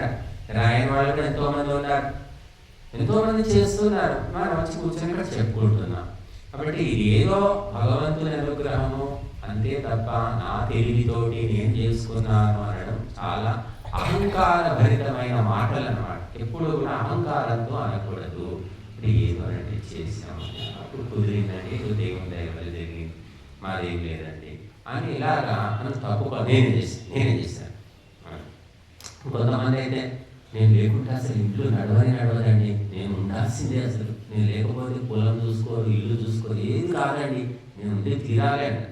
ఏదో యాక్సిడెంట్ అడ్డం పడతాడు, హాస్పిటల్లో బారేస్తాడు, చూసే దిక్కుండదు, ఇల్లు నడవట్లేదా, పొలం నడవట్లేదు అని నడుస్తుంటాయి. కానీ ఉన్నన్ని రోజులు కాళ్ళు చేతులు ఆడినన్ని రోజులు ఏమని కూడా నేను లేకపోతే నడవదు, నేను చేయాలి. ఇప్పుడు నేను చెప్తున్నా ప్రవచనం, నేను చెప్పకపోతే మీకు ఎవరు చెప్తారు అంటే నాకు కాబట్టి నాకు మాట మించిన వాళ్ళు వచ్చి చెప్తారు. ఇప్పుడు ఎప్పుడు కూడా అలా భావించకూడదు. అహంకారము అంటారు. అహంకారంతో మనిషి నాశనం అయిపోతూ ఉన్నాడు. ఏదో భగవంతుని అనుగ్రహం వల్ల ఈ అవకాశం నాకు దేవుడు ఇచ్చాడు అంతే తప్ప నేనేముందండి అని మనం చెప్పాలి. అలాగా ఏ వస్తువు కూడా కొత్తగా పుట్టడం లేదు, ఏ వస్తువు కూడా నాశనం లేదు. అది సజీవమైన నిత్యమైన రూపాంతరం చెందుతుంది, మార్పులు పొందుతూ ఉన్నది తప్ప నాశనం కాదు. అని ఈ శ్లోకం మనకు చెప్తుంది. నాసతో విద్యతే భావో నాభావో విద్యతే స్థః. అందుకని శక్తి అంటే సైన్స్లో చెప్తారు, శక్తి నిత్యత్వ సూత్రము అంటారు. అంటే ఒక రూపంలో ఉన్న శక్తి మరొక రూపంలోకి మారుతుంది తప్ప శక్తికి నాశనము లేదు అంటారు. సైన్స్ చెప్తుంది. అదే శ్లోకం ఇక్కడ మనకు చెప్తుంది. కాబట్టి రకరకాలుగా పరిణామం. నీళ్లున్నాయి, నీళ్ళను వేడి చేస్తే ఏమవుతుంది? ఆవిరవుతుంది. ఆవిరిని చల్లబరిస్తే నీరవుతుంది. నీటిని చల్లబరిస్తే మంచుగడ్డ అవుతుంది. అది ఎక్కడ రూపాంతరం చెందుతుంది? నీరు నాశనం అవుతుందా? ఆవిరి అంటే గాలిలో కలిసిపోతుంది, కంటికి కనబడకుండా అవుతుంది. మళ్ళీ ఆ కంటికి కనబడకుండా ఉన్న ఆవిరిని మనం పట్టుకొని చల్లబరిస్తే నీరుగా మారుతుంది. మళ్ళీ నీటికి నాశనం ఎక్కడ ఉంది? అలాగా ఆత్మకు కూడా నాశనము లేదు. కాబట్టి నాశనము లేని ఆత్మ గురించి ఎందుకు నువ్వు భయపడుతున్నావు? ఎవ్వరు చచ్చేవాళ్ళు అంటే తాత్కాలికంగా చచ్చిపోతారు, మళ్ళీ పుడతారు, మళ్ళీ చస్తారు. ఇది ఒక నిరంతర ప్రక్రియ. ఎప్పటిదాకా ఉంటుంది అంటే మోక్షము పొందే వరకు తప్పదన్నమాట. మోక్షం అంటే సాల్వేషన్ అంటారు ఇంగ్లీష్. స్వర్గం అంటేనేమో ఉత్తమ జన్మలు. గుర్తుపెట్టుకోండి, స్వర్గం అంటే ఉత్తమ జన్మలు పొందడం, అన్ని సుఖాలు ఉన్న జన్మ. మంచి కోటీశ్వరుని ఇంట్లో పుట్టారు, లేదా పెద్ద విద్వాంసుని ఇంట్లో పుట్టారనుకోండి, ఎంత చక్కగా పెంచుకుంటారు వాళ్ళు. ఒక పద్ధతిగా పెంచుతారు, అన్నీ నేర్పిస్తారు, శ్లోకాలు పద్యాలు అన్నీ నేర్పిస్తారు, చిన్నప్పుడే నేర్పించేస్తారు. అందుకే ఆది శంకరాచార్యుడికి 9 ఏళ్లకే సన్యాసం తీసుకున్నాడు. మహర్షి దయానందుడు ఉత్తమ కుటుంబంలో జన్మించాడు, గొప్ప ఆచారవంతుల కుటుంబంలో జన్మించాడు. కాబట్టి ఆయన 13 ఏళ్లకే ఆయన బయటికి వదిలేసి వెళ్ళిపోయారు. 13 కాదు, 70 కాదు, 80 కాదు, చచ్చే ముందు కూడా ఇల్లు వదిలిపెట్టాను వాళ్ళు. నేను చచ్చిపోతే ఇంటి బయట పెట్టకండి, ఇంట్లోనే పెట్టుకోండి, శవాన్ని గడపలో పెట్టద్దు, నేను ఎంతో ఇష్టంతో కట్టుకున్న ఇల్లు వాకిట్లో పెట్టకండి నా శవాన్ని అని చెప్తారు కొంతమంది. వాడు చెప్పారు, వీళ్ళు వింటారా? సరేలే సరేలే అంటే తీసి బయట పెట్టేసి, బయట శవం పెట్టేసి శవాన్ని ఇంట్లో పెట్టుకుంటారు. ఎవడన్నా బుద్ధి ఉందా మీకు అని వచ్చిన వాళ్ళంతా తింటారు. కాబట్టి ఎప్పుడూ కూడా మనము ఈ మృత్యువు అనేది తప్పదు. కాబట్టి మనిషి ఈ అహంకారంతో వ్యవహరించకూడదు. ఈ అహంకారం వల్లనే అన్ని రకాలైనటువంటి నష్టాలను పొందుతూ ఉన్నాము. కాబట్టి ఈ మనం ఎవ్వరము అయినా సరే ఇక్కడ మనం అందరం కలుసుకున్నాము. ఇది ఎన్నోసార్లు కలుసుకున్నాం. మనమే ఎందుకు కలుస్తున్నాం ఆలోచించండి మీరంతా. ఈ ఊరు వచ్చి 4 ఏళ్ళు అవుతుంది. ఇక్కడ 4 ఏళ్ల నుంచి కార్యక్రమాలు పౌర్ణమి రోజు అయితే చేస్తూనే ఉన్నాం. నేను 4 ఏళ్ల నుంచి కొందరు వ్యక్తులు ప్రత్యేకంగా ఎప్పుడు వచ్చినా వాళ్ళే వస్తారు. మిగతా వాళ్ళు ఎవరో వస్తారు పోతారు, వాళ్ళు ఎక్కువ రారు. వాళ్ళు ఎప్పుడో మెరుగులాగా వస్తారు వెళ్ళిపోతారు. మిగతా వ్యక్తులు మాత్రం నేను చాలా మందిని గుర్తుపడతాను, వీళ్ళు ఎప్పుడు వస్తుంటారు, వీళ్ళు వస్తారు, వీళ్ళు వస్తారు. మిగతా వాళ్ళు ఎందుకు రారు? దాన్ని ఏమంటారంటే రుణానుబంధము అంటారు, వాసన అంటారు అన్నమాట. ఏ వాసన ఉంటే ఆ వాసన ఉన్న వాళ్ళే జమవుతారట, వేరే వాళ్ళు జమ కారు. కాబట్టి మనము సాత్వికమైన వాసనలు పెంచుకుంటే మనకు తెలియకుండానే అక్కడికి వెళ్ళిపోతాం. నాకేదో గురువులు ఉంటారు, గురువులు ఉపదేశాలు ఇస్తారు, గురువుల దగ్గర పోయి ఏదో తెలుసుకోవాలి, ఇటువంటి నాకేం తెలియదు. ఏదో కాలేజీలో చదువుకునేవాళ్ళం అంతే తెలుస్తున్నారు. కాకపోతే ఒకటి సంస్కృతం నేర్చుకోవాలని ఒక పిచ్చి ఉండేది చిన్నప్పటి నుంచి. పేపర్లో చూసి సంస్కృత శిక్షణ అని చూసి వెళ్తే అక్కడ గురువు గారు ఉన్నారు. అంటే టీచర్ వేరు, లెక్చరర్ వేరు, గురువు వేరు అనేది ఏంటి, ఆ లక్షణాలు అనేవి అక్కడ తెలిసింది అన్నమాట. ఆ రకంగా మనకు ఆ వాసన ఉంది కాబట్టి మనకు తెలుసో తెలియకో అక్కడికి తీసుకెళ్ళాడు దేవుడు. అక్కడి నుంచి ఇక్కడికి వచ్చాం. కాబట్టి మనము వాసనలను నింపుకోవాలి, చెడ్డ వాసనలను దులిపేసుకోవాలి. అది జరగనంత వరకు జన్మ మరణ చక్రం అనేది తప్పదన్నమాట. కాబట్టి మంచి వాసనలు నింపుకో. చెడు గుర్తుపెట్టుకో, నువ్వు ఎంత చెడు గుర్తుపెట్టుకుంటావో నీకు అటువంటి జన్మలే తప్పదు. అందుకే చూడండి, మహాపురుషులు మహాత్ములు వాళ్లకు చెడు చేసి చివరికి దయానందుడు తనను విషాహారం ఇచ్చినటువంటి వంటవాడిని కూడా క్షమించి వదిలేశాడు. మనం చదువుతాం, మహాపురుషులందరూ అంతే, ఎంత వాళ్ళ పట్ల దుర్మార్గం ప్రవర్తించినా వాళ్ళకు క్షమించి వదిలేస్తారు. ఎందుకు వదిలేస్తారంటే చెడంతా గుర్తుపెట్టుకుని మళ్ళీ పాడు జన్మలు ఎందుకు వచ్చింది. ఆ శిక్ష వేసేది భగవంతుడు, మనం కాదు కదా శిక్ష వేసేది అని తెలుసుకొని వాళ్ళు వదిలిపెట్టేస్తారు. ఇక సామాన్లు ఏంటంటే పగ, ప్రతీకారం, చంపుతాం, వాడి అంతు తేలుస్తా, వాడి కుటుంబాన్ని బజార్న పెడతా, ఇదే ఆలోచించి భ్రష్టు పెట్టిపోతారు. కాబట్టి మనము ఈ వాసనలను వదిలించుకోవడం అనేది చాలా ముఖ్యమైనది. నిన్న ఎవరో అమ్మగారు వచ్చారు, పాపం వాళ్ళకి టీ కాఫీ అలవాటు అంట. టీ సమయానికి కాబట్టి నేను తినకు వస్తుందట. ఆమె వచ్చి అడిగింది, నేను సాయంత్రం పరమాన్నం వండుతున్నా, అమ్మ స్వామీజీ కొన్ని పాలు ఉన్నాయా? పాలు అంటే ఇక్కడ పాయసంలో పోసేసాను, ఇంకెక్కడ పాలని, నాకు తాకపోతే వస్తుంది స్వామీజీ, ఏం చేయాలి అంటే, మరి ముందే చెప్పొద్దా అమ్మ అన్న. మళ్ళీ ఇంకా వెతికితే పాల పొడి దొరికింది, కొద్దిగా ఉండింది, ఎప్పుడో తెచ్చాము అయింది. ఆ పాల పొడి ఇస్తే, టీ పొడి ఇంతకుముందు ఎవరో వచ్చిన వాళ్ళు చేసుకున్నారు, అది ఇస్తే చేసుకొని తాగింది అనమాట. వాసన అనమాట. ఆ వాసన ఉండడం వల్ల సమయానికి ఊరుకోదు, ఆ వాసన అనేది రెచ్చగొడుతుంది. తాగు తాగు తాగు తాగు, లేకుంటే తలనొప్పి వస్తుంది అని. కాబట్టి అలవాట్లు కానివ్వండి, సంబంధాలు కానివ్వండి, మాటలు కానివ్వండి, అన్ని వాసన బట్టే ఉంటాయి. కొందరు ఉంటారు చూడండి, మాట్లాడితే అశ్లీలమైన మాటలు మాట్లాడతారు, బ్రహ్మదైన వాళ్ళు అశ్లీలంగానే మాట్లాడుతుంటారు. కొంతమంది ఎంత తిట్టినా కూడా వాళ్ళు తిట్టరు మళ్ళీ, ఎందుకంటే వాళ్ళకి ఆ సంస్కారం లేదు, తిట్టే సంస్కారం లేదు కాబట్టి వాడు తిట్టకుండా అట్లా చూస్తూ ఉంటాడు. ఇక తిట్టే సంస్కారం ఉన్నవాడు అవే తిడుతూ ఉంటాడు. వాడు అందరినీ తిడతాడు, తన వాళ్ళని తిడతాడు, మందిని తిడతాడు, అందరినీ తిడుతూ ఉంటాడు. వాడు నోటికి హద్దు పద్దు ఉండదన్నమాట. అదే సంస్కారవంతులు అనేవాడు వాళ్ళు మంచిని చెప్పడమే తప్ప ఒకరిని కఠినంగా మాట్లాడలేరు, అసభ్యంగా మాట్లాడలేరు. అది వాళ్ళ సంస్కారం. కాబట్టి ఈ సంస్కారాలు, వాసనలు అనేవి తెలుసుకొని మనము మంచి వాసనలు పెంచుకొని చెడు వాసనలు వదిలించుకుంటే ఉత్తమ జన్మలు వస్తాయి. అందుకే నేను చెప్తూ ఉంటాను, నాకు 60 ఏళ్ళు వచ్చాయి స్వామీజీ, 70 ఏళ్ళు వచ్చాయి, ఇప్పుడు టీ కాఫీలు మానేసి చేసేదేమో స్వామీజీ, ఇన్నేళ్ళు తాగాను కదా, ఇప్పుడు మానేస్తే వచ్చే పుణ్యం ఏముంది అంట. మానేయడం వల్ల ఏమవుతుందంటే, ఈ 70 ఏళ్లకు మానేసావు, ఇంకా 5 ఏళ్ళు 10 ఏళ్ళు బతుకుతావు, బతికిన తర్వాత చనిపోతావు. చనిపోయే సమయంలో నీకు ఈ టీ అలవాటు లేదు కాబట్టి వచ్చే జన్మలో అలవాటు కూడా ఉండదు, దాని మీద వ్యామోహం ఉండదు. నీ మనసులో వచ్చి తీసేసావు కాబట్టి తాగాలనిపించదు. నీ మనసులో అది పెట్టుకొని చచ్చేదాకా తాగి చచ్చావనుకో, మళ్ళీ అదే తాగబోదు జన్మలో టీ కాఫీ తాగడం ఏదో జన్మ వస్తుంది. కాబట్టి అంతకాలేచ మామేవ స్మరణముక్త్వా కళేవరం అని గీతలో చెప్పారు. అంత్యకాలంలో చనిపోయే సమయంలో కూడా ఎవరైతే భగవంతుని తలుచుకుంటారో ఆ భగవంతుని పొందుతారు. ఇక లౌకికమైన, భౌతికమైన, ఆర్థికమైన, శారీరకమైన వాసనలు పెట్టుకొని చచ్చేవాడు అదే వాసనలతో మళ్ళీ అదే జన్మ పడతాడు. బట్ ఈ మానేసుకుంటే వచ్చే జన్మకి అది కొనసాగదనమాట. అది తెలుసుకోకుండా అలాగే తాగి చచ్చే ముందు కూడా కొంచెం చాయ్ పోయిరా తాగేసేస్తాడు వాడు. అడుగు పుట్టినప్పటి నుంచి తాగడం అంటే చాయ్ అలవాటు ఉన్న కుటుంబం ఎక్కడుందో అక్కడికి ఏం దేవుడు పుట్టిస్తాడు. అది అంతే. మా ఇంట్లో మా టీ కాఫీలు అలవాటు లేవు, మా నాన్నకు లేవు, మాకు లేవు. మాకు తాగాలని కూడా అనిపించలేదు. ఇప్పుడు కూడా నేను ఎప్పుడు తాగాను. అలవాటు మరి మా నాన్నగారు లేకపోవడం వల్ల మాకు రాలేదు. ఆ ఇంట్లో పుట్టించాడు భగవంతుడు. టీవీ తాగడం అన్నాడు, ఏమి తాగాడు, ఏ అలవాట్లు లేవు. ఈ అలవాట్లు నాకు కూడా ఉండకూడదు అనుకున్నాడేమో, నాకు కూడా లేవు ఆ జన్మలో, కాబట్టి ఈ జన్మలో కూడా అటువంటి ఇంట్లో పుట్టించాడేమో అని ఇట్లా మనం సమన్వయం చేసుకోవాలి.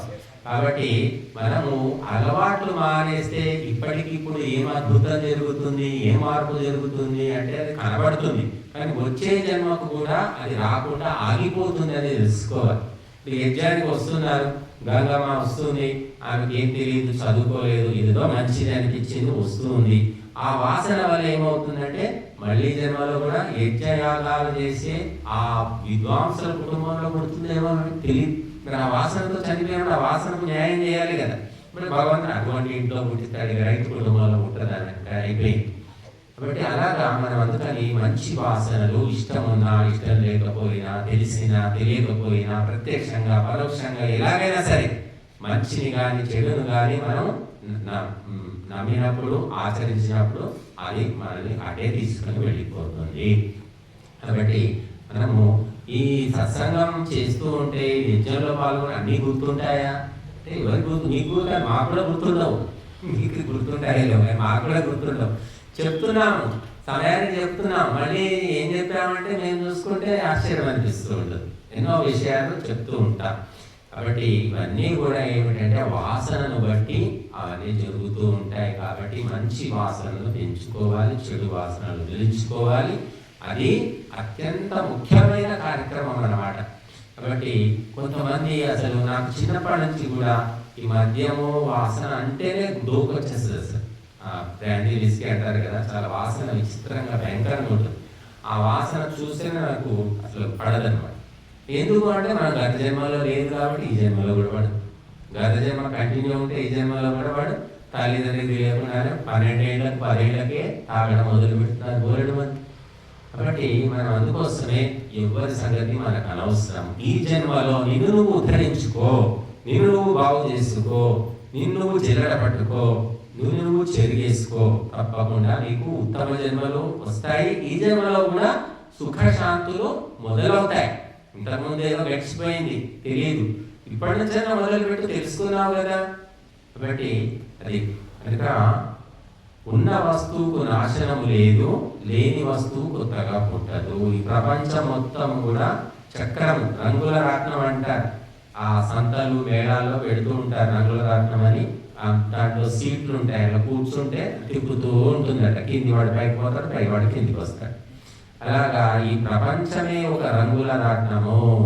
వీళ్ళు ఎవరో నాకు తెలియదు, ఈ ఆర్మూర్ నుంచి వస్తున్నారు. శ్రీనివాసు ఇంతకుముందు కూడా వచ్చారు వెళ్ళిపోయారు. పెద్దగా నాకు లోతుగా ఏం తెలియదు, ఏదో ఇక్కడ చూడడానికి తప్పితే. మళ్ళీ వీళ్ళు ఈ కార్యక్రమం గురించి ఎలాగా వాళ్ళకి తెలిసిందో నాకు తెలియదు. మొదటి రోజు వచ్చారు, నిన్న మీ 18 రోజులు కూడా వస్తామన్నారు. అది ఏమిటంటే వాసన. ఆ వాసనలు అనేవి మనిషిని బలవంతంగా, బలాదివ నియోజిత అని గీత చెప్తుంది. మన గీతలను బలవంతంగా వాసనని ఇష్టాలతో సంబంధం లేకుండా తీసుకుపోతాడు, లాక్కుపోతుంది అంతే.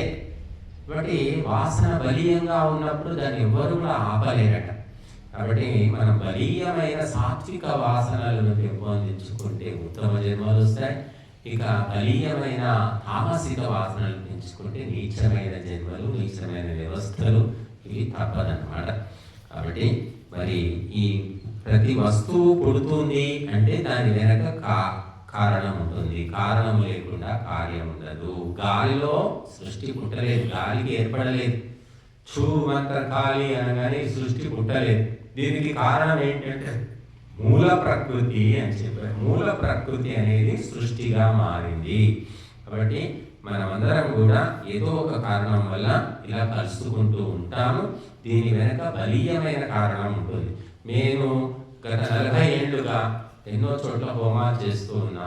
కానీ కొంతమంది వాళ్ళే పిలిచిన వాళ్ళే 10 సార్లు 20 సార్లు 100 సార్లు కూడా వాళ్ళ దగ్గరికి వెళుతున్నాం, వాళ్ళు అక్కడే చేస్తున్నాం. హైదరాబాద్ మొత్తంలో ఎంతమంది 1 కోటి మంది ఉన్నారు. మరి వాళ్ళ ఇంటికి వెళుతున్నాం, వాళ్ళే పిలుస్తున్నారు, వాళ్ళ దగ్గరే చేస్తున్నాం. అట్లా కొంతమంది ఒక 10 మందిలో 8 మంది వాళ్ళే పిలుస్తూ ఉంటారు. 2 ఎవరో కొత్త వాళ్ళు తక్కువ ఉంటారు. వాళ్ళు అలా ఎందుకు జరుగుతుంది అంటే మనకు బాకీ అన్నమాట. వాళ్ళకు మనం బాకీ ఉన్నామో, మనకు వాళ్ళు బాకీ ఉన్నారో, లేదా సాత్విక వాసనలో ఏదో ఒకటి వాళ్ళే కలుస్తూ ఉంటారు మన జీవితంలో. ఇప్పుడు ఈ ఊళ్ళో కూడా అంకాపూర్లో 500 ఇళ్ళు ఉన్నాయా, 1000 ఇళ్ళు ఉన్నాయా, 5000 ఇళ్ళు ఉన్నాయా, 1000 ఉంటాయా, 1000, 2000 అనుకుందాం. మరి ఎంతమంది ఇళ్లకు మీరు కాలు పెట్టారు, ఎంతమందికి మీరు పరిచయాలు ఉన్నారు చెప్పండి. మీరు ఇదే ఊళ్ళో పుట్టి పెరిగారు కదా. అందరి ఇంటికి మనం పోము, అందరి సొమ్ము మనకు బాకీ ఉండదు, అందరింట్లో మనం తినాం. పొద్దున్నే అదే సందులో, ఒకే సందులో ఉన్నప్పటికీ కూడా ఎంతమంది ఇళ్ళకు వెళ్ళారు మీరు ఆలోచించండి. అందరింటికి పోయారా? ఒకే సందు కదా, అందులో 10-20 ఇంట్లు ఉంటాయి.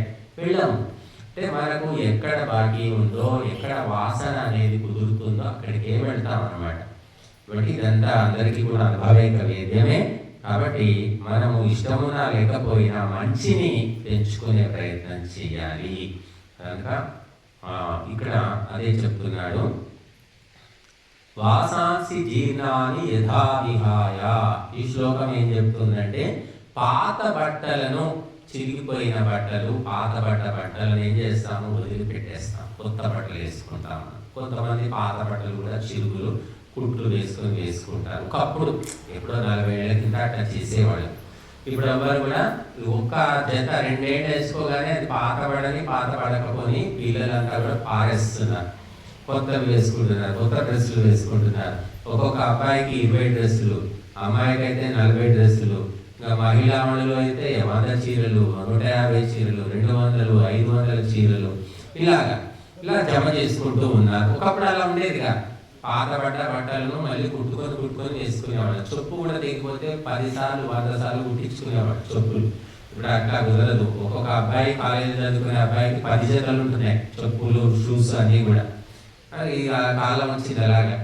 అలాగా పాత బట్టలను వదిలేసి కొత్త బట్టలు ఎలా వేసుకుంటారో ఆత్మ కూడా ఈ శరీరం పాత పడి ముసలితనం వచ్చింది, చేత కాదు, కళ్ళు వినిపించవు, చెవులు వినిపించవు, నడవలేము, ఎప్పుడు చస్తామా, చావు ఎప్పుడు వస్తుందా దేవుడా అని వాడే అనుకుంటాడు.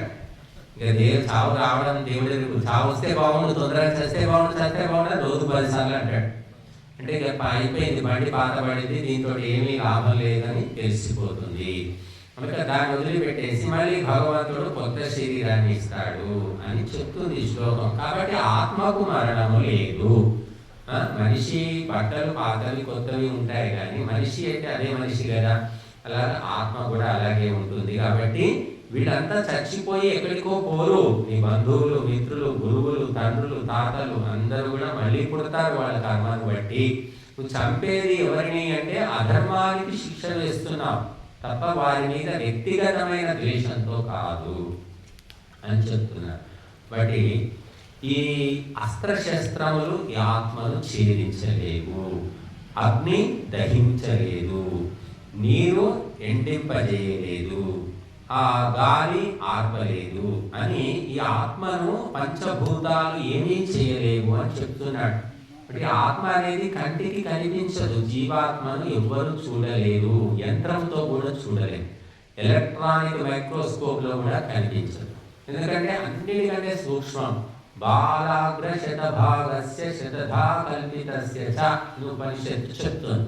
అంటే ఈ ఆత్మ, జీవాత్మ ఎంత సూక్ష్మం అంటే ఒక వెంట్రుక తీసుకొని ఆ వెంట్రుకను 100 ముక్కలు చేసి పొడుగ్గా, ఇలా వెంట్రుక ఉంటుంది కదా, పొడుగ్గా 100 ముక్కలు చేసి అందులో ఒక ముక్క తీసుకొని దాన్ని 100 ముక్కలు చేస్తే ఎంత సూక్ష్మమో ఆత్మ అంత సూక్ష్మమట. అసలు వెంట్రుకనే కంటికి కనబడితే కష్టం, కింద పడిపోతేనే దొరకవు. అన్నంలో ఒక్కోసారి దొరక అన్నంలో వస్తాయి మనకి. కాబట్టి అటువంటి వెంట్రుకను 1000 ముక్కలు చేస్తే, 1000 భాగాలుగా చేస్తే ఎంత సూక్ష్మమో ఆత్మ అంత సూక్ష్మని చెప్తుంది శాస్త్రం. కాబట్టి అటువంటి ఆత్మను కళ్ళు చూడలేవు, యంత్రాలు చూడలేవు. కేవలము యోగముతోటి ఆత్మ దర్శనము, అంటే ఈ ఆత్మతోటి మాత్రమే ఆత్మను దర్శనం చేసుకోగలమని చెప్పారు. కాబట్టి అటువంటి ఆత్మ గురించి నువ్వు ఏడవకూడదు, నువ్వు కర్తవ్యాన్ని నిర్వహించు. క్షత్రియుడంటే దుర్మార్గులను, నీచులను, భ్రష్టులను హింసించాలి, వాళ్ళను శిక్షించాలి, చంపేయాలి. క్షత్రియుడు భయపడకూడదు. ఒక డాక్టర్ ఆపరేషన్ చేయడానికి భయపడతాడు. ఆపరేషన్ చేయాలంటే పొట్ట చీరాలి, పేగులు తీయాలి, ఏమేమో రక్తం అన్నీ ఉంటాయి, అవన్నీ చూస్తాడు మరి డాక్టర్. అమ్మో నేను రక్తం చూస్తే నేను తట్టుకోలేను, నేను కింద పడిపోతాను, ఏదో అయిపోతుంది. కొంతమంది ఉంటారు ఎర్రగా రక్తం అలా డాక్టర్ ఉంటే అలా. క్షత్రియుడు అంటే ఏంటి? దుర్మార్గం చంపేసేయడమే, దయా దాక్షిణ్యం ఏమీ లేదు. అలా ఉండాలి. నువ్వు క్షత్రియుడు అయ్యండి ఇలా మాట్లాడుతున్నావేంటి అని అంటున్నాడు. మనము సొంత బంధువులను చెప్పకపోయినా పర్లేదు, కానీ మన బంధుమిత్రుల మీద ఉన్న మోహాన్ని వదిలించుకునే ప్రయత్నం చేయాలి. ఆ మోహం అనేది ఉంటే నువ్వు అడవిలో ఉన్నా, 5 అంతస్తుల బంగాళాలో ఉన్నా, అమెరికాలో ఉన్నా నిన్ను పీడిస్తూనే ఉంటుంది. కొడుకు పోయాడు అమెరికా, హాయిగా 1,00,000 2 లక్షల జీతం ఇల్లు కట్టుకున్నాడు, ఉంటున్నాడు. తల్లి రామంటే తల్లికి పోలేదు, కొడుకు రామంటే కొడుకు రాడు. కానీ ఆ కొడుకు బాగానే ఉన్నాడు, జాబ్ చేసుకుంటున్నాడు, ఇల్లు హాయిగా అమెరికాలో సెటిల్ అయినా సంతోషంగా ఉన్నాడు. తల్లికి లేదు, నా కొడుకు అమెరికాలో ఉన్నాడు, ఆ కొడుకు పలుకరిస్తలేడు, ఫోన్ చేయలేదు, రోజు చేసేది మనం 3 రోజుల నుంచి చేయట్లేదు. ఈమె మోహం ఉంది కాబట్టి ఈమె బాధపడుతుంది. వాడికి మోహం లేదు. తల్లిదండ్రులకు మోహం ఉంటుంది, గుర్తుపెట్టుకోండి. పిల్లలకు మోహం ఉండదు తల్లిదండ్రుల పట్ల. గురువుకు శిష్యుడి మీద ఉంటుండొచ్చు, శిష్యుడు గురువు మీద ఉంటుంది చెప్పలేము.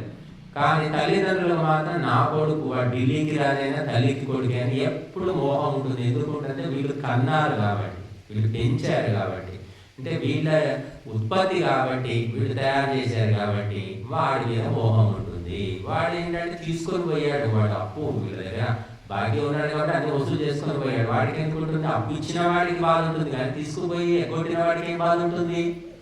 అప్పుడు వాడికి ఏముండదు. అమెరికాలో ఉంటాడు, హాయిగా ఉంటాడు. ఇక్కడ ఈ దేశంలో తల్లి బాధపడుతుంది, తండ్రి బాధపడుతూ ఉంటాడు, నన్ను పట్టించుకోవట్లేదు. కనీసం ఫోన్ చేయొచ్చు కదరా, నేను ఏమైనా అడుగుతున్నావురా, పైసలు కూడా అడగట్లేదు కదరా, నీ బతుకు కనీసం ఫోన్ అనే చేయరా. అది చేస్తానన్నా, ఇంకా నాకు బిజీగా ఉంది, ఇక నేను చేయలేదు. నువ్వు అట్లా అనుకోదు, అట్లా బాధపడితే ఎట్లా, నేను రోజు ఫోన్ చేయాలంటే కుదురుతుందా చెప్పు. కుదరదు అని వాడేదో చెప్తాడు. ఇంకా వీళ్ళు ఇట్లా సతాయిస్తే వాడు అసలుగే మూసేసుకొని కూర్చుంటాడు. నేనేమైనా చేసుకొని ఫోన్ చేయడు, ఫోన్ ఎత్తాడు చేయడు. కాబట్టి ఈ మోహము అనే దాని వల్లనే సమస్యలన్నీ వస్తున్నాయి. మానసిక సమస్యలు ఎక్కువ మోహం వల్లనే. ఇప్పుడు మోహం వదిలేసుకున్నారనుకోండి, ఇక ప్రశాంతంగా ఏ బాధ లేదు. ఏదో మనకి బాకీ పడ్డామేమో, కట్నం పుట్టాడు, పెరిగాడు, చదువుకున్నాడు, పోయి బతుకుతున్నాడు, ఇంకా మాకేం సంబంధం, అయిపోయింది అనుకుంటే ఏ బాధ లేదు. పశువులు, పక్షులు, జంతువులు హాయిగా ఉంటాయి.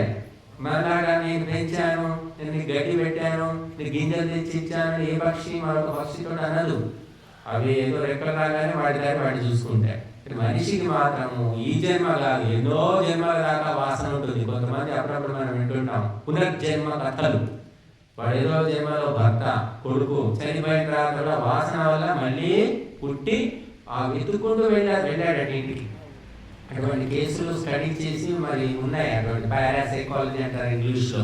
పునర్జన్మ కేసులు ప్రపంచమంతా ఉన్నాయి. అంటే చచ్చిపోయినా కూడా పిచ్చి వాసన వల్ల, ఆ ఇష్టం వల్ల మళ్ళీ అదే జన్మ వెతుక్కుంటూ పోతాడు అన్నమాట. ఇప్పుడు ఈ జన్మలోనే వదిలించుకుంటే మీకు ఇక్కడితోటి క్లోజ్, చాప్టర్ క్లోజ్. లేకపోతే మళ్ళీ ఈ జన్మలో మళ్ళీ నెత్తి ఎందుకు. కాబట్టి ఏదో బాకీ ఉంటేనే వస్తారు, పుడతారు, తింటారు, తీసుకుపోతారు. అది అయిపోయింది, బాకీ తీరిపోయింది, సంతోషం. నువ్వు ఫోన్ చేయకపోయినా హాయిగానే. ఎవరైతే కొడుకులు కానీ కూతుర్లు కానీ వాళ్ళు ఫోన్ చేసినా, వచ్చినా, రాకపోయినా సంబంధం లేకుండా, మనస్సును చెడగొట్టుకోకుండా, చెదిరిపోకుండా సంతోషంగా ఉంటారో వాళ్లకు నిజంగా ఆత్మజ్ఞానం ఉన్నట్టు లెక్క. మిగతా అవన్నీ కూడా చెప్పుకోవడానికి. కాబట్టి ఎవరు కర్మను బట్టి ఒక పక్షి, ఎన్నో పక్షులు చెట్ల మీద వాళ్తూ ఉంటాయి, మళ్ళీ తెల్లారగానే అన్నీ ఎగిరిపోతాయి. ఆ చెట్టుకి ఏం సంబంధం, పక్షులకి ఏం సంబంధం. అలాగా మనకు బాకీ ఉన్న వాళ్ళు వస్తారు, కంటాము, పెంచుతాము, ఏదో వింటారు, తింటారు, పోతారు. అందరూ తినరు, అందరూ రారు. ఎవరు బాకీ ఉంటే వాళ్ళే వస్తారు. కాబట్టి ఈ సత్యము తెలుసుకొని మనం ఎప్పుడూ కూడా నేను చేశాను, నా వల్లనే జరిగింది, నేను పెంచి పెద్ద చేశాను, మీ నాన్న చిన్నప్పుడే పోయినాడు కదా, నేను ఎంత కష్టపడ్డా, కూలి పనులు చేసి పెంచి పెద్ద చేశాను కదా, ఇంత నీతి లేదురా, నువ్వు అమెరికా పోయినావు, అక్కడిని సెటిల్ అయిపోయినావు, కనీసం ఫోన్ చేసి ఎవరో ఉన్నా అని తల్లి అంటుంది. కానీ ఆ తల్లి కష్టము అంత కొడుకుకి ఎలా ఉంటుంది? కొడుకు ఉండదు, ఆ భావన ఉండదు. ఎవరైతే ఇచ్చిన వాళ్ళకు ఉన్న బాధ తీసుకున్న వాళ్ళకి ఏముంటుంది? కాబట్టి తెలుసుకొని సరే వాడు రాకపోతే రాకపోయాడు, కనీసం నా బతకడానికి నెలకి 10,000 పంపిస్తున్నాడు, 5,000 అదే పుణ్యం అనుకొని కోరుకోవాలి. ఇది ఎప్పుడు జరుగుతుంది అంటే ఆధ్యాత్మిక జ్ఞానం ఉన్నప్పుడే జరుగుతుంది. ఆధ్యాత్మిక జ్ఞానం ఎలా వస్తుంది అంటే పుస్తకాలు చదవాలంటే ఏది చదవాల్సిన పర్లేదు, సత్సంగంలో పాల్గొంటే చాలు ఆధ్యాత్మిక పరిజ్ఞానం వస్తుంది. ఇప్పుడు చదువు రాకపోయినా కూడా బుద్ధి ఎప్పుడైతే శుద్ధం అవుతుందో అతడు మంచి ఆలోచనతో మంచి జీవితాన్ని గడుపుతాడు. కాబట్టి మీరందరూ కూడా మరి ఈ ఆధ్యాత్మిక ఇంకా 16 రోజులు ఉంది, 16 రోజులు. కాబట్టి ప్రతిరోజు ఈ సత్సంగంలో వింటూ వింటూ వింటూ బుద్ధి శుద్ధి చేసుకొని మరి చక్కటి ఉత్తమమైన సాత్వికమైన జీవితాలను గడుపుతారని ఆశిస్తున్నాం. ఓం శాంతి.